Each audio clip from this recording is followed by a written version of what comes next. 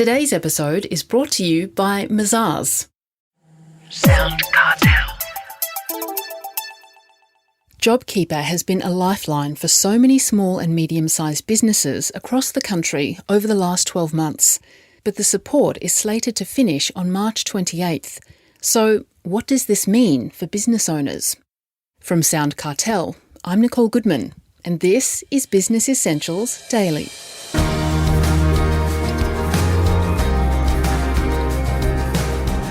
As COVID still lingers and sections of the economy, particularly the tourism industry, still suffer, is there anything that can be done to help struggling businesses? Australian small business and family enterprise Ombudsman Kate Carnell knows firsthand the challenges businesses face, having been a business owner herself for many years before a change in career. She outlines what help is available and, importantly, what business owners can do themselves to see them through for the rest of the year and beyond. First, Chris Ashmore asks Kate how effective JobKeeper has been for small business. Been a lifesaver. And as most businesses who have ended up getting JobKeeper will tell you, it's been the difference between sinking and swimming. I think it's important to remember that a lot of businesses have come off JobKeeper already. And that doesn't mean they've recovered. There was a review of JobKeeper, as you know, in September when the $1,500 came down to $1,200. And then it came down to $1,000 in January. So there was another review. And if you weren't still 30% down, you came off JobKeeper then. And I know lots of businesses were, in fact, we dealt with one that was 29% down, but lots of them, 20% down. So not recovered yet, but lost JobKeeper already. And with JobKeeper, of course, went things like support for commercial tenancy, the mandatory commercial tenancy code, which reduced your rent and allowed you to defer rent till after the code finished. Now, most states have extended the code to the end of March. South Australia didn't, so they've finished already. But everyone will come off JobKeeper at the end on the 28th of March, as we know. And that will be really challenging for some businesses. Do you think it should be extended in some form or other after March 28th? I'll answer that in two parts. One is no, not in its current form. And the reason for that is that some very counterintuitive things have happened since COVID started and JobKeeper started. And that's a 50% reduction in voluntary administrations. That's off a normal year. So fewer businesses have gone broke under JobKeeper. In fact, lots fewer than would normally happen in a normal year. Now, obviously, that can't be true. So what's happened is businesses have held on, haven't gone into administration, because while they don't, they keep getting JobKeeper and potentially other benefits that have flowed from federal and state governments. So they've put off voluntary administration and they become what's been called, the zombie companies, the companies that aren't really trading, in fact, aren't trading at all in some circumstances, but are getting these benefits. Now, fairly obviously, that has to stop. It's not in anybody's best interest, including the companies involved best interest. So to continue it in its current form would cause a problem with those businesses. They'd keep going, and that wouldn't be in anyone's best interest. So we've got to cut that. So going forward, I think the important bit is the government realises there's a chunk of the economy. We perceive probably 30% of small businesses, small to medium businesses, that are still struggling, that are in all sorts of trouble still and will need ongoing support. So we're looking at industry-specific, but also possibly region-specific, talking about North Queensland, that relies so heavily on international tourists flying in by the Cairns International Airport or, travelling around Australia. So a whole range of businesses are in trouble in Cairns and in North Queensland, fundamentally because the international borders are closed. Then there's all of the industries we know about, businesses around the airline industry, independent cinemas. There's a whole range of industries like that will recover, but just not yet. They will need help for the next 6 months or so until we've got immunisation really happening and the economies open up a bit more. So it should be specific to those areas and those industries. Well, while they're waiting for help, what do you suggest that business owners can do that are struggling The first thing I really urge businesses to do is sit down with their accountant, the certified bookkeeper, and do a viability assessment. And that's fundamentally, let's do a 12 months cash flow and see if the business really can survive. Because with having to pay rent again, commercial rent again, also having to pay back what you've deferred over the last 6-8 months, having to pay your bank again, and of course the interest accumulated, thank goodness it's low at the moment, during the time when you weren't making payments, but you have to pay that back too, being able to pay your staff without JobKeeper support. So you need to sit down and do a cash flow assessment over the next 12 months to see if your business has got a chance of being able to manage those sort of almost fixed costs, the ones we know about going forward, what sort of turnover you need to do to be able to manage those costs, and whether the business is viable going forward. Because if it's not, it's better to pull the plug. It sounds bad, but better to pull the plug early rather than just accumulate more debt, which could end up meaning you lose your house, and no one wants that to happen.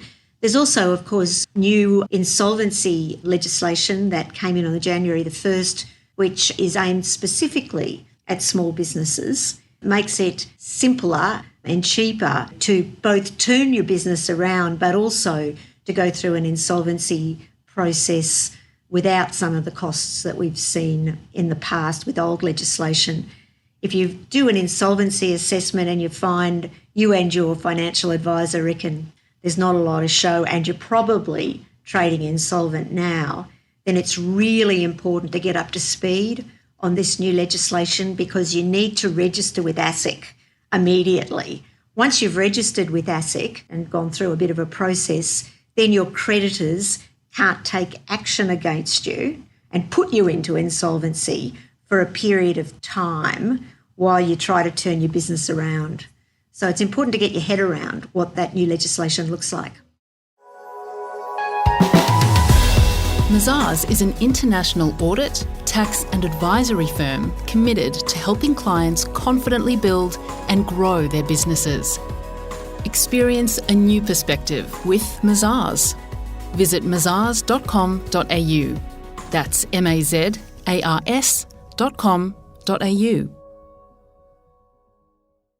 On a brighter note, Kate, do you see any silver linings in 2021 for businesses? Anything to be hopeful for? Oh, look, absolutely.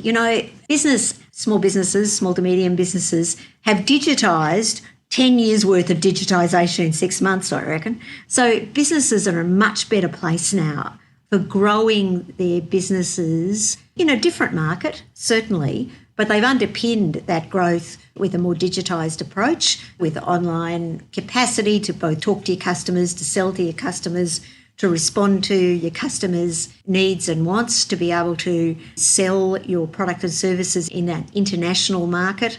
Great to see some of the major platforms, the eBays, the Amazons and so on, have small business areas on their platforms, even Australian-made parts of their platform. Great to see Australians saying they want to buy Australian-made. I'm on the Australian-made campaign board, and we've seen 600% increase in interest in buying Australian.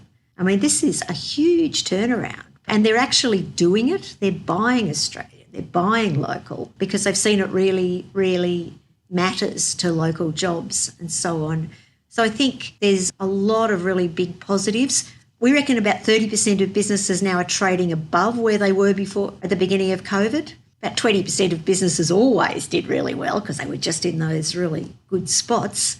But we're seeing more businesses get into that space. We're seeing a lot of businesses getting back towards where they were before COVID. And so there is good stuff happening here if you embrace it, I think, and embrace the fact that we're not going to go back.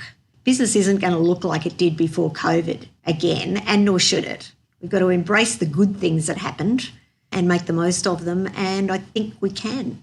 Well, finally, Kate, your 5-year term as Ombudsman comes to an end very soon. If you can look back perhaps at the highlights or the major achievements that you've made over the 5 years, what would they be? Oh, look, I've had an absolutely fantastic time. I mean, my whole career's really been around trying to support small businesses or running one or couple for a lot of years myself. So I've loved every minute of it. I think the things that we've done is change the way the banks treat small businesses. We did a major banking inquiry early in my term and got the contracts with small businesses changed. The banking code changed. It's now got a chapter for small businesses. That's, I think, pretty important. I think we've changed the way big business think about payment times and governments think about payment times. We early on did a review of payment times and showed that big business and governments were paying small businesses unreasonably slowly. We've now got state governments and the federal government paying in 20 days or less and 5 days with e-invoicing, which is fantastic. We're seeing more big companies adopt the same approach. The federal government setting up the payment times reporting framework, which means big businesses turnover of over 100 million will have to report their payment times publicly every year or twice a year. So I think we've changed the rhetoric. I'm not saying all by ourselves, but with a whole range of other people about small businesses and what small businesses need to succeed. And look, let's be fair, what small businesses need, they need business. They don't want grants particularly, although sometimes things like R&D ones are pretty important. So they want governments to procure from small businesses. They want big businesses to procure from small business. They want to be paid on time and they want to be able to get on with it without unnecessary red tape. And that's really been the focus of the last 5 years. We've still got a whole lot to do. The office has a great way forward and I'm sure the new Ombudsman, whoever that might be, will grab hold of that and take it to a new and better place. That was Australian Small Business and Family Enterprise Ombudsman, Kate Carnell.